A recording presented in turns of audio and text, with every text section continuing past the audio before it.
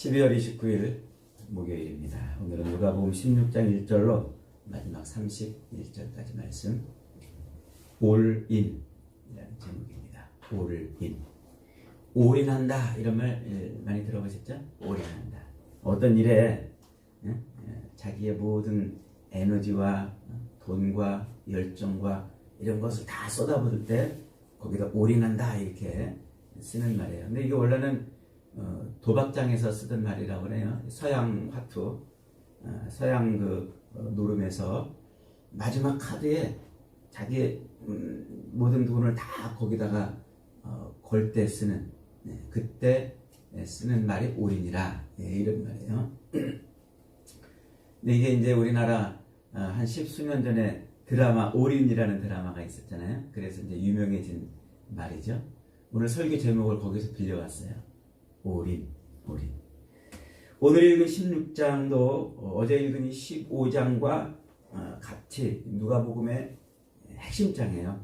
15, 16장은 누가복음의 가장 중요한 핵심장이면서 동시에 복음의 진수를 아주 분명하고 아주 풍부하게 가르쳐주는 그런 장이라 이렇게 말할 수가 있습니다.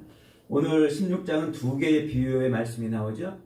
어제 읽은 15장에서는 3개가 나왔어요. 오늘은 2개가 이어지고 있는데 이 5개 비유가 굉장히 중요한 아주 복음의 진수를 가르쳐주는 비유입니다. 오늘은 이제 2개인데 1절로 13절은 불의한 청지기 비유가 나오고 19절부터 마지막 31절은 부자와 거지 나사로의 비유 이야기가 나옵니다.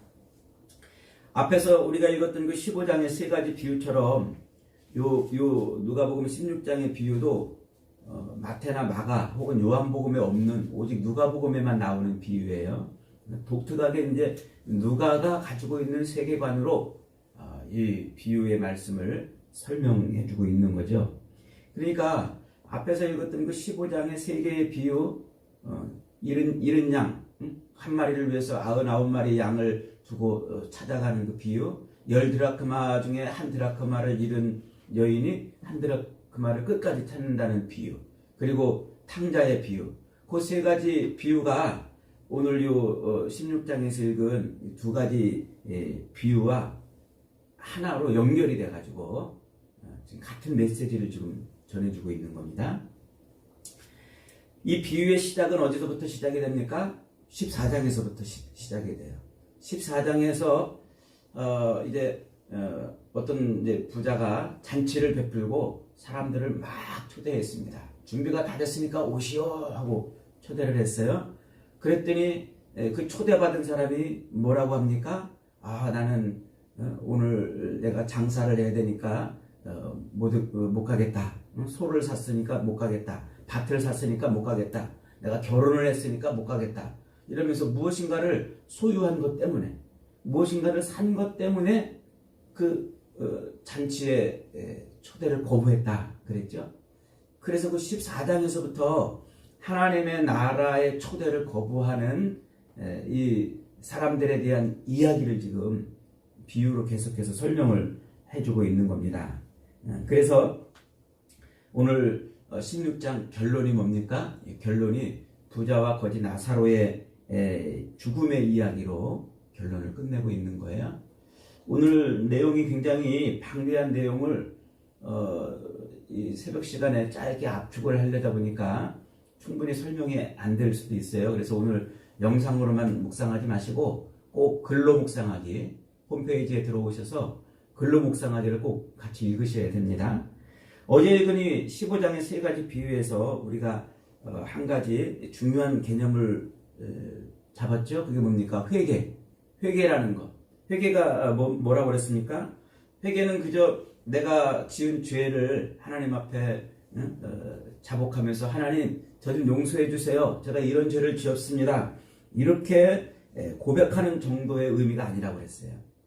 회개는 하나님의 백성이 예수 그리스도를 통해 하나님 아버지의 그 무한하신 사랑과 은혜로 인해서 다시 아버지의 품속으로 들어가는 일, 그게 회개라고 그랬어요. 그러니까 자기 욕망과 탐욕을 채우기 위해서 아버지의 재산을 얻어가지고 먼 지방으로 갔던 그 아들이 거기서 돼지같이 살다가 아버지의 그 사랑을 깨닫고서 다시 아버지의 집으로 돌아오는 것입니다. 그것이 회개라고 그랬어요. 그래서 이 회개의 중심에는 내가 하나님 앞에 엎드려 회개하는 게 아니에요.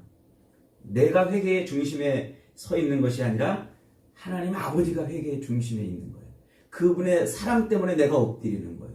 그분의 사랑을 인해서 내가 하나님 앞에 엎드려 통회하고 자복하게 되는 거죠. 그러니까 회개의 주도권은 우리 성도들에게 있는 것이 아니라 하나님에게 있어요. 하나님이 우리로 하여금 그렇게 뭐 하시는 거예요? 회개시키는 거예요. 그래서 하나님의 그 사랑을 인해서 우리 하나님 앞에 엎드리게 되는 것이요. 그러니까 성도들에게 있어서 회개는 그저 그 하나님의 하나님의 그 긍휼하심과 그 무한하신 사랑의 자기를 처분해 주기를 그저 바라는 것밖에 없어요. 하나님 앞에. 그게 회개의 전부예요. 예를 들면은 우리가 이제 범죄해가지고 누군가 이제 재판 받잖아요. 재판정 해가지고 당신 죄를 인정합니까? 네, 제가 잘못했습니다. 저 죄를 인정합니다. 그럼 당신은 그런 죄를 졌으니까 징역 10년 딱 때리면 그 사람이 아니 내가 잘못을 인정했는데 내가 이만큼까지 내가 죄를 받아야 됩니까? 이렇게 반응하면 그 사람이 잘못을 인정한 거예요? 안 한 거예요? 인정하지 않은 거죠. 그러니까 그 재판정의 처분에 모든 것을 다 맡기는 것. 자기 죄를 토로하고 고백하되 그 처분에 다 맡기는 것. 그것밖에는 없어요. 그래서 하나님의 긍휼하심과 하나님의 그 무한하신 사랑을 인해서 내가 하나님의 처분에 나를 맡기는 자체가 그것이 회개라고 그랬습니다. 그렇게 무한하신 하나님의 그 긍휼하신과 무한하신 자비와 사랑 앞에 나를 맡기는 그것. 그래서 우리에서 돼지같이 살던 그 둘째 아들이 그 아버지의 사랑을 인해서 아버지 집으로 다시 돌아오는데 그 둘째 아들이 돌아오게 된 힘은 뭡니까? 자기 재산이 떨어졌다는 게 아니에요. 자기가 이제 정말 힘이 없어서 그런 게 아니에요. 아버지의 사랑을 본 거예요. 그 아버지의 사랑을 보니까 내가 여기 이러고 있어서는 안 되겠구나 해서 아버지 집으로 돌아간 것이죠.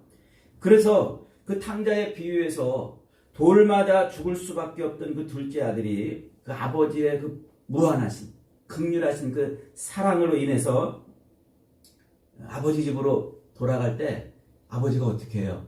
그 율법의 저주를 다 받았잖아. 다 막아줬잖아요.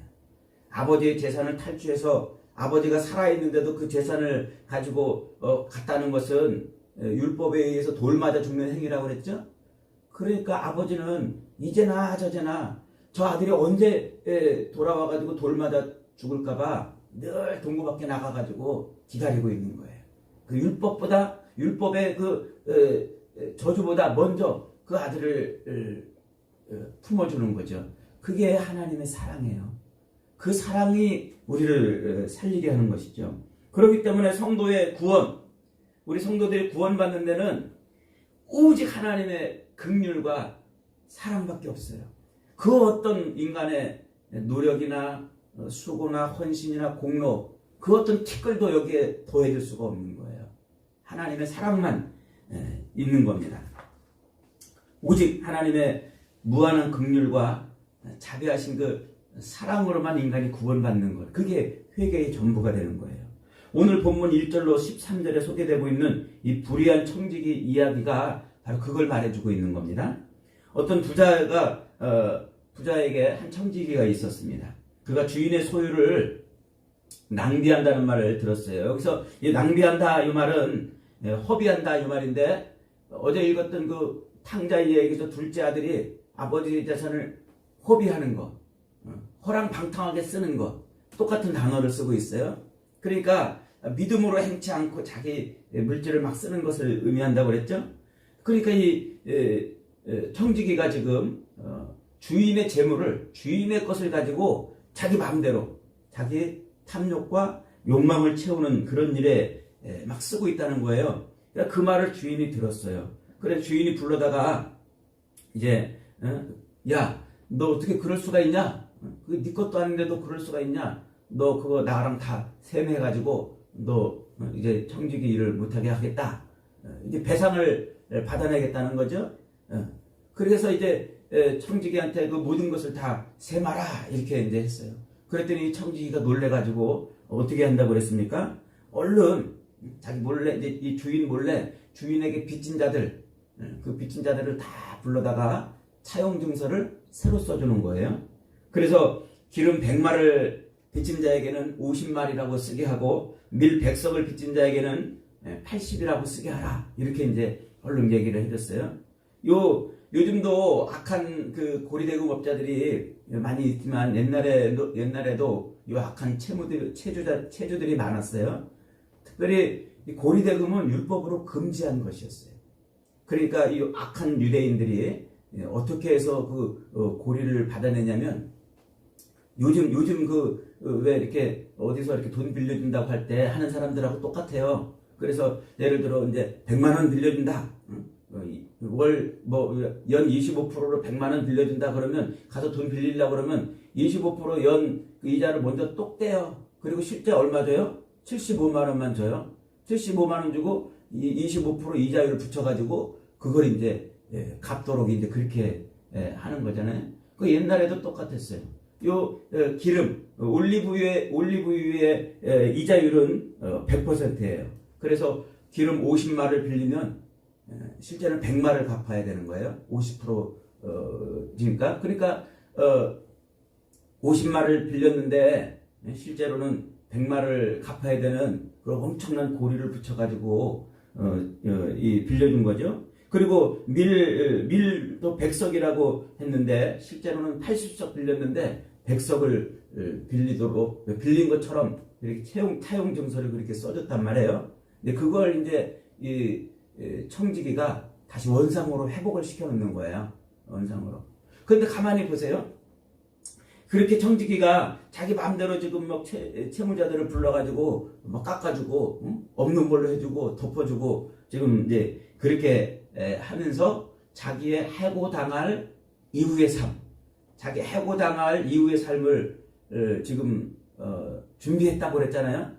그래서 사람들이 이제 흔히 이 비유를 9절 말씀에 내가 너희에게 말하노니 불의한 재물로 친구를 사귀라. 그리하면 그 재물이 없어질 때에 그들이 너희를 영주할 처소로 영접하리라. 그렇게 한 요 말씀을 근거로 해서 요 불의한 청지기 이야기를 어떻게 해석하냐면 주인의 것을 가지고 자기 미래를 그렇게 불의한 청지기도 자기 미래를 준비하는데 하나님의 백성들이 하나님의 것을 가지고 자기 미래를 지혜롭게 준비 안 해서 되겠냐?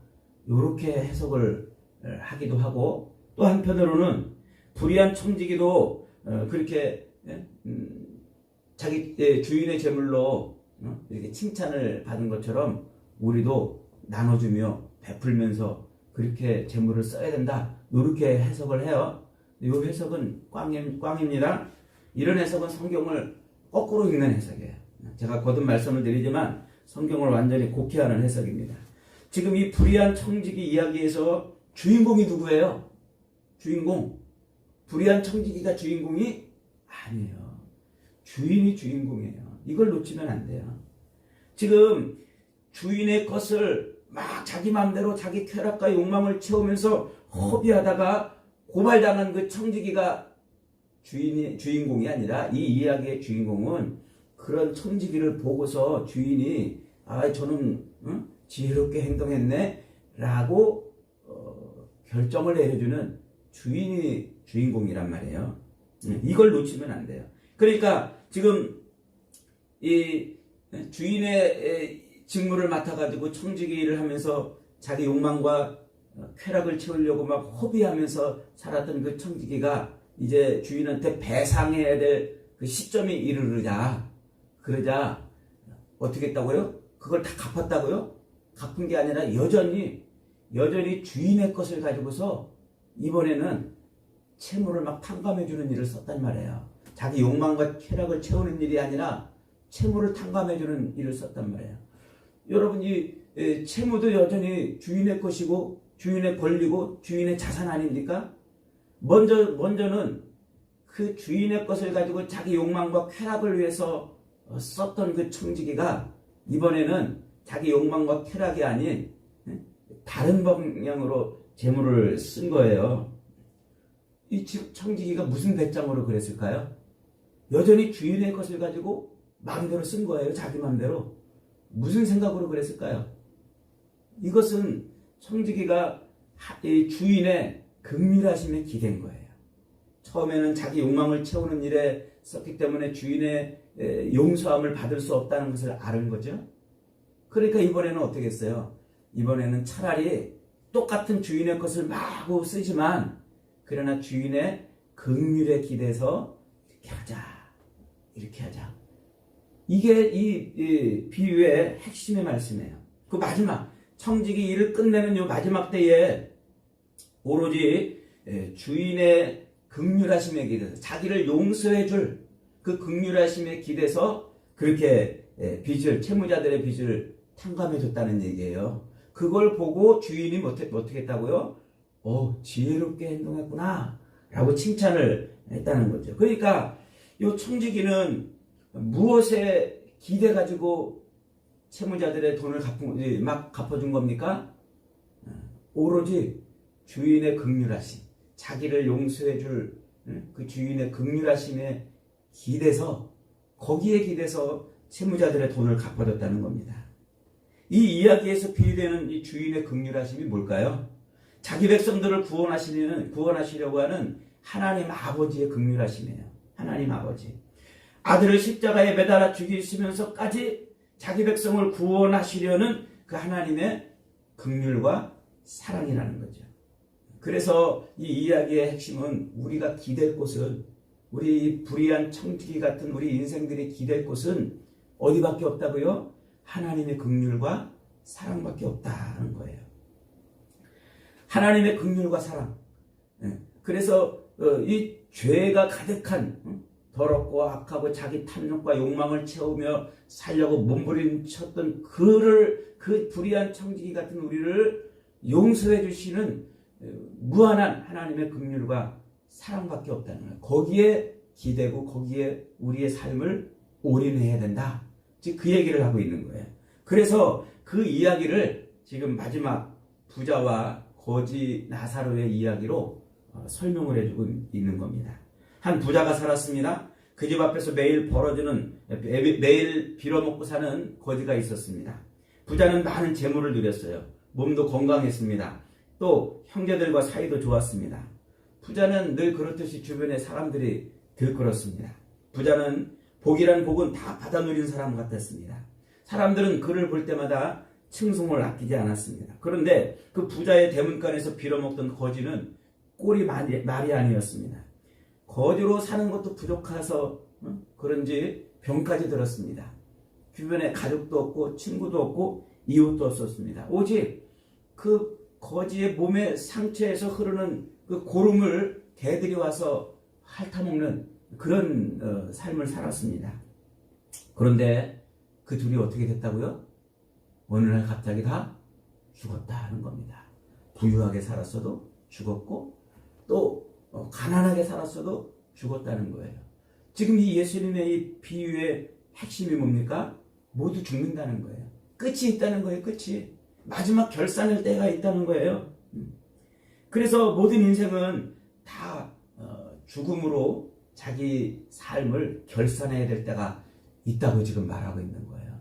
아침에 출근해서 집으로 다 퇴근해서 돌아와 침상에 눕는 것처럼 모든 인생은 태어나서 그렇게 침상에 누워서 자기의 인생을 결산해야 될 때가 있다는 거죠.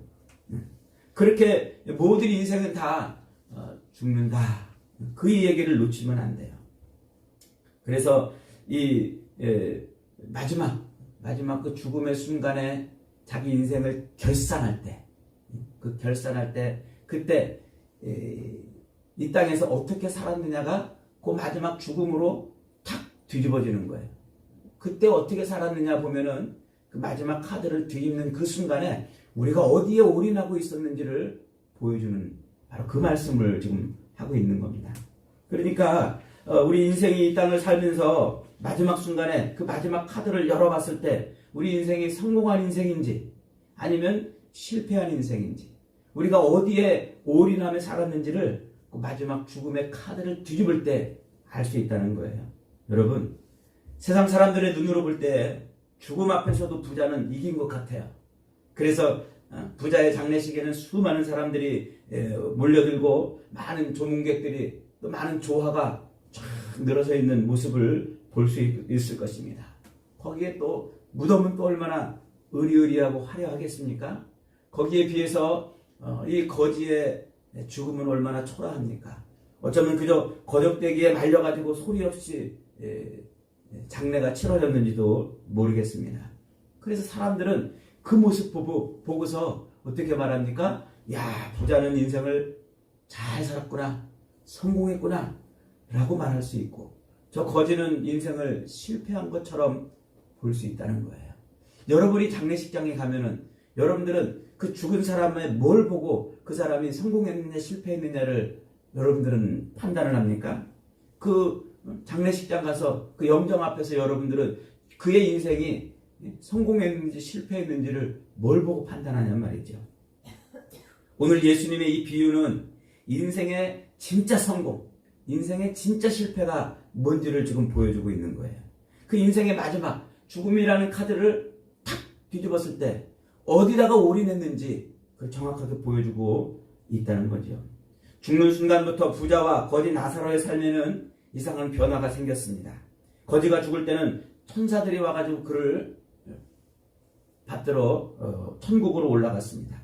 하지만 이 부자는 지옥의 불구덩이로 떨어졌다고 오늘 본문은 말하고 있습니다. 이 천국에 간 거지와 지옥에 떨어진 이 부자의 비유를 들을 때 사람들은 아마 다 놀랐을 것입니다. 어쩌면 본인들도 놀랐을 거예요. 지옥으로 떨어진 부자나 천국으로 간 거지도 스스로 놀라지 않았겠습니까?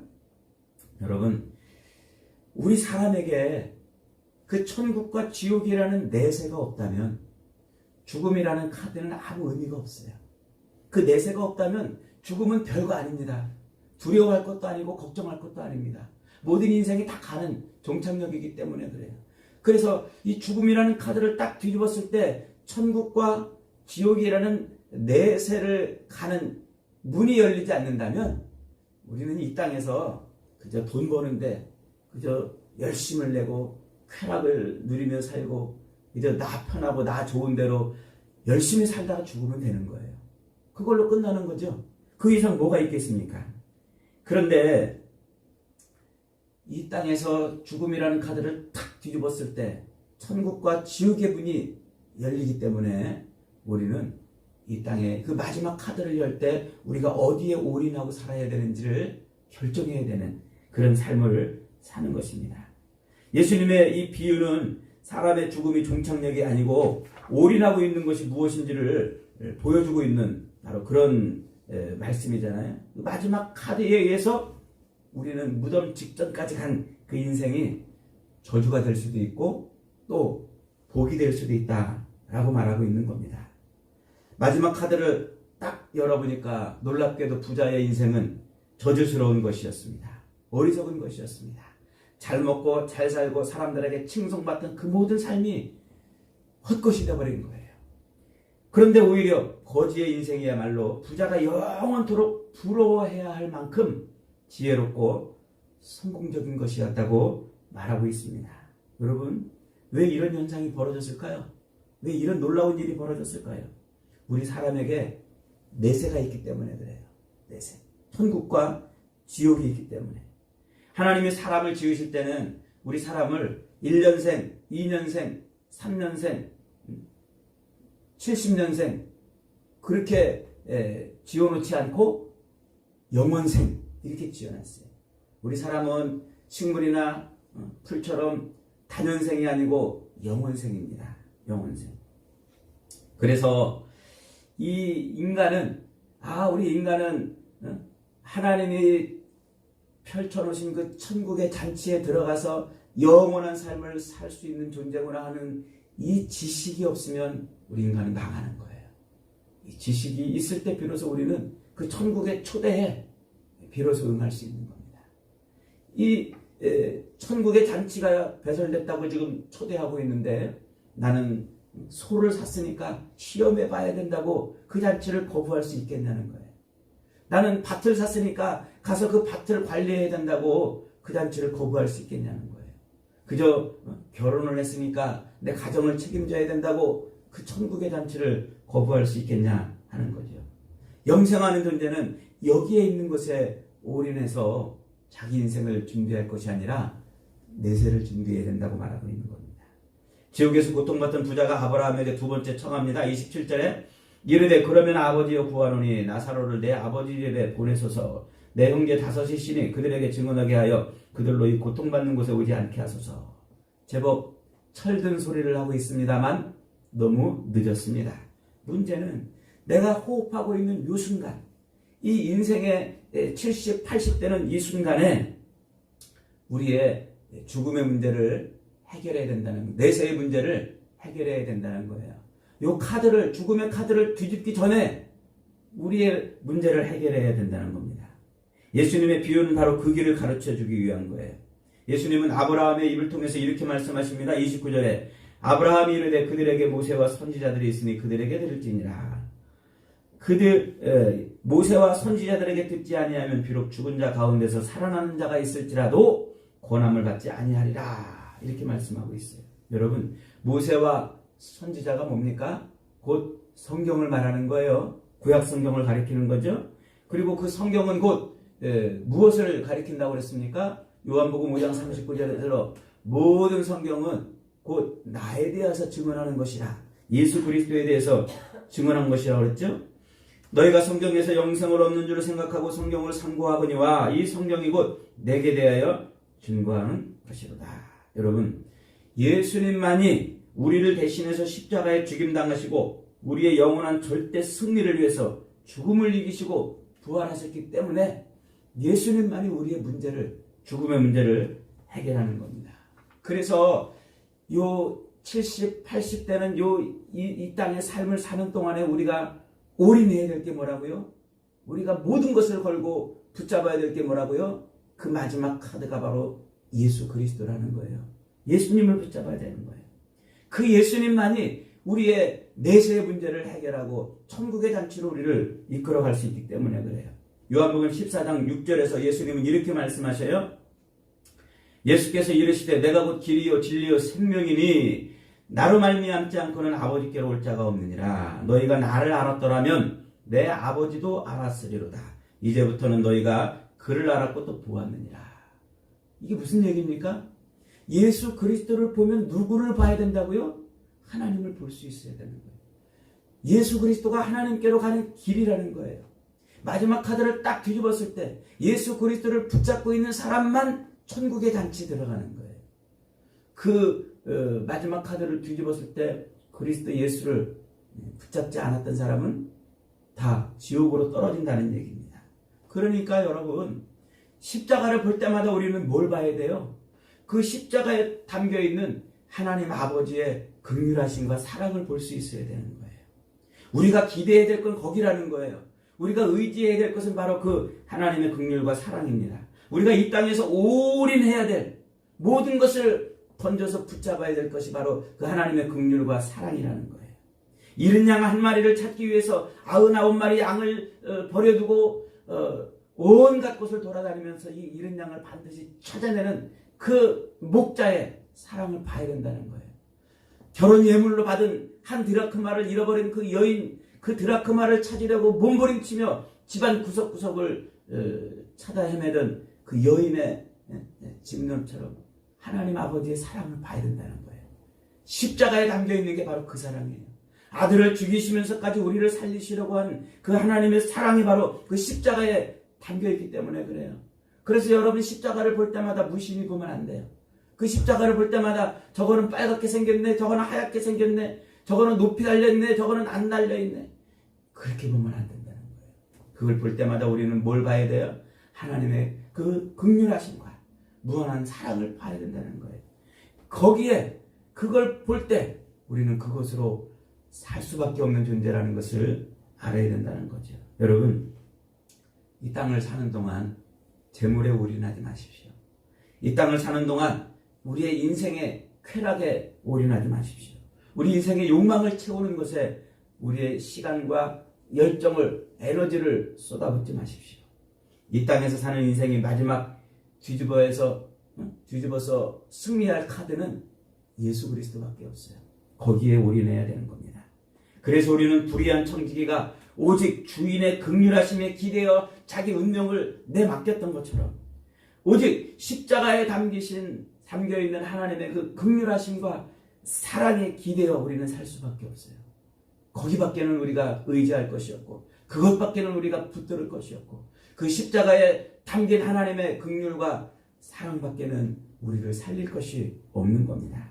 여러분, 예수 그리스도라는 그 마지막 죽음이라는 카드를 뒤집었을 때 그 카드가 예수 그리스도라는 카드가 되어야 그래야 우리는 죽음에서 구원받는 겁니다. 거기에 올인해야 죄를 이기고 거기에 올인해야 죽음을 이기고 거기에 올인해야 그래야 마귀 사탄을 이기고 천국 잔치를 누리게 되는 겁니다. 그렇게 예수님께 올인했던 사람은 단 한 사람도 실패한 사람이 없다고 성경이 지금 말하고 있는 거예요. 모두가 다 죄의 억압에서 해방되고 죽음과 지옥의 권세를 이기고 영생을 얻었습니다. 여러분, 십자가를 볼 때마다 하나님의 긍휼과 그 풍성한 사랑에 기대어 그리스도에게 모든 인생을 올인하시기를 바랍니다. 마지막 순간에 보좌 우편에서 벌떡 일어나서 스데반을 맞아주셨던 그 놀라운 주님이 이 땅을 사는 동안 십자가에 올인하고 하나님의 그 긍휼과 사랑에 기대어 살았던 우리를 그렇게 맞아주실 것입니다. 그런 은혜와 복을 누리는 저와 여러분의 인생이 되시기를 주님의 이름으로 축복합니다. 아멘.